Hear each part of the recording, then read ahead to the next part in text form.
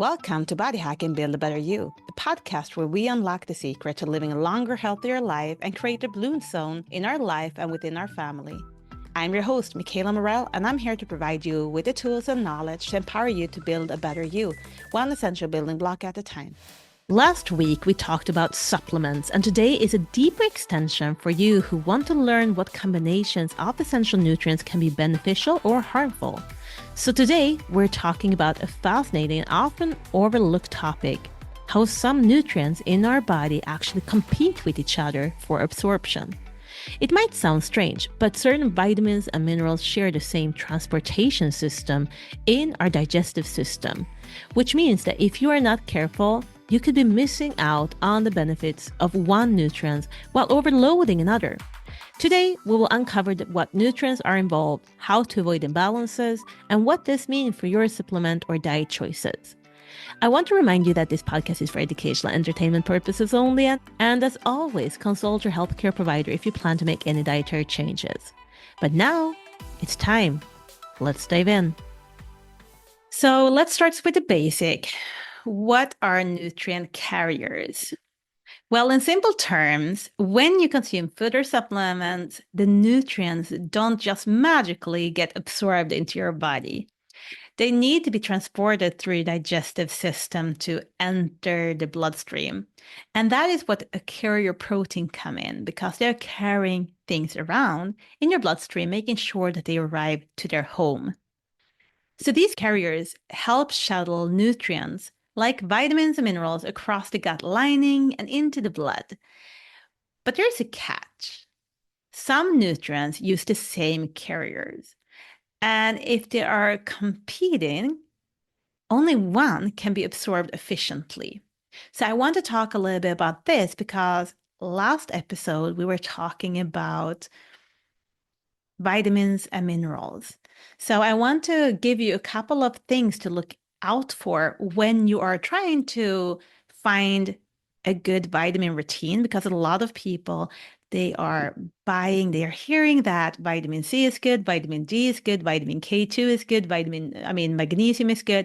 And they keep on going to the store and they're buying boxes and they're hoping that it's going to work. But then again, it's not only what is good for your body, it's also what can the body absorb and what is the consequences if you're overdosing on one vitamin or mineral and the body is not absorbing the other, the stuff you're getting through your food because you didn't count that into the calculation. So let's talk about some common nutrition peers that compete for the same carriers and what that means for your health. So if we start with iron and zinc, you might have heard about them both. And one of the most well-known example of nutrients that are having the same carrier are iron and zinc. And both of these minerals use the same transporter in the small intestine. So if you take high dosage of iron, for example, it can actually block zinc absorption and vice versa. So this is important because both iron and zinc are essential for immune function, energy, and overall health. And I don't know if you know about this, but if you're going through a traumatic experience or if you're having lots of stress levels, the two minerals that are usually you're getting empty of them so fast, you use them up very quickly, is zinc and magnesium. So if you're then taking as well a supplement with iron, maybe because you're pregnant, you may not get enough of zinc for your overall health and for your baby's health. So it's important to know that.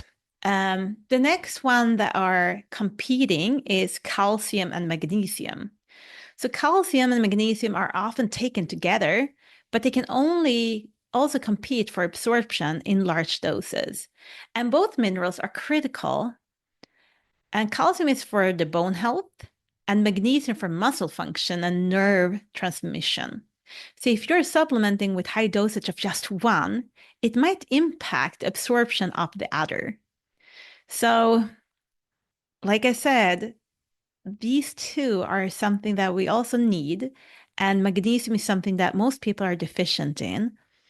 And calcium, a lot of people are also getting you can eat enough calcium in your diet, but if you're lacking calcium and you're not supplementing with it and you're supplementing with a lot of magnesium, the body might struggle with absorbing the calcium from the food you're eating too. And then we have copper and zinc. They also share the same carrier proteins. So too much zinc can lead to a copper deficiency, which can cause issues like anemia and weaken immune function. And this balance is critical, especially when you're taking supplements. So if you remember, I already talked about zinc and iron, but then also copper and zinc. They're also competing. So can be problematic to get enough of them all if you're only supplementing with one. And then also, if you're supplementing, you have to think about the dosage. But I will be back to that afterwards. And then when we're talking about folate, the one that is competing with that is vitamin B12. They both use the same methylation pathway for absorption. So if you're consuming a lot of folate, whether through food or supplementation, it can mask a deficiency in vitamin B12, which is essential for nerve health and red blood cell formation.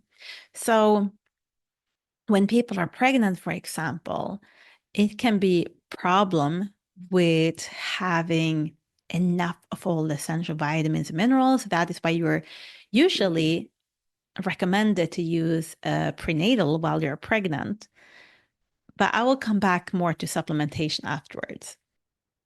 So now the question is, how can you avoid these nutrients to compete in a way that is making you end up with malnutrition? And how can you supplement or eat it in a way that you're having a right balance between them? So I will give you a few tips. The first one is to diversify your diet. So instead of focusing on high dosage of any nutrient, aim to get a widely variety of vitamins and minerals through whole foods. This reduces the risk of overloading on a single nutrient while neglecting others. And then also time your supplements. So if you need to take a supplement, consider timing them. For example, if you're taking both calcium and magnesium, you might want to take one in the morning and one in the night if you're taking them separately and you don't know the dosage in between. That could avoid the competition from absorbing them. But here's the tricky part. A lot of vitamins and minerals might be water soluble, and you want to make sure that you're getting them into your system all the time because they're filling different purposes in the body and have different function, like they're helping the body function in different ways. You want to have them every single hour of the day. And if you're not having it, you may not be able to have cell star function as optimally 24/7. So a better idea that I like is to have a very good multivitamin that you are taking a little bit of, and it needs to be balanced. It can't just be made up numbers. It cannot be just someone knowing that, oh, people need a lot of vitamin C, they need a lot of zinc, they need a lot of magnesium. Let's put it together in a multivitamin. Let's throw it on a label and let's sell it. No, it needs to be someone that have carefully calculated how much of the different nutrients that your body need and how much of the different nutrients that can compete in a way that is healthy, that you are having optimal absorption rate from it all. So I actually encourage people to use a multivitamin that is really balanced compared to just going and trying to figure it all out by yourself and trying to do some in the morning, some in the night. It's actually more beneficial to have a very good quality of multivitamin.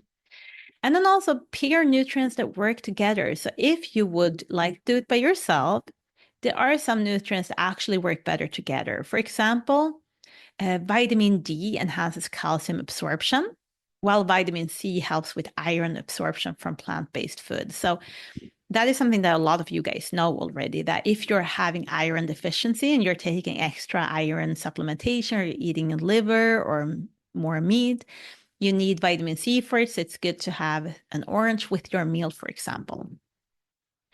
Vitamin D, it does enhance calcium absorption, but if you're having too much calcium in your blood, you may be lacking K2.